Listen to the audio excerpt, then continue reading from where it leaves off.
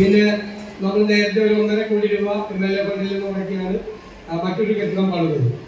നിങ്ങൾ സ്കൂളിലേക്ക് എന്ത് ചോദിച്ചാൽ നമ്മൾ ചോദിച്ചാൽ മതി, എന്ത് തരും, ഒരു കുറവുണ്ടാകില്ല. ഇപ്പൊ എന്നോട് ബസ് ചോദിച്ചു.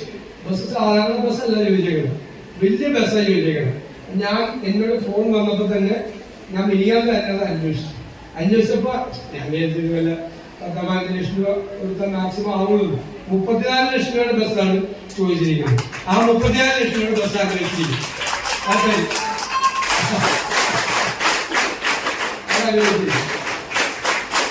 ഇതൊന്നും ഒന്നുമല്ല.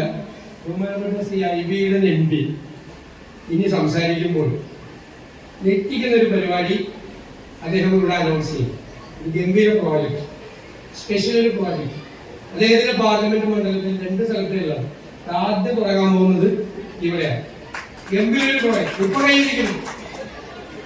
ഇത് ചെയ്യാൻ പോവാണ്. ഇത് സസ്പെൻസ് ആണ്. MPയുടെ ഒരു ഉഗ്ര പ്രോജക്റ്റ്. അത് കഴിഞ്ഞ് എന്തായിരിക്കും എന്റെ ട്രെയിനിങ് കഴിയുമ്പോൾ അതൊക്കെ പറയും. അപ്പോ ഞാൻ ദീർഘമായി സംസാരിക്കുന്നില്ല. എന്ത് ആവശ്യമുണ്ടെങ്കിലും സ്കൂളിന്റെ കൂടെ ഉണ്ടാവും. കാരണം ഇവിടെ ഏറ്റവും നല്ല സ്കൂളാണ്.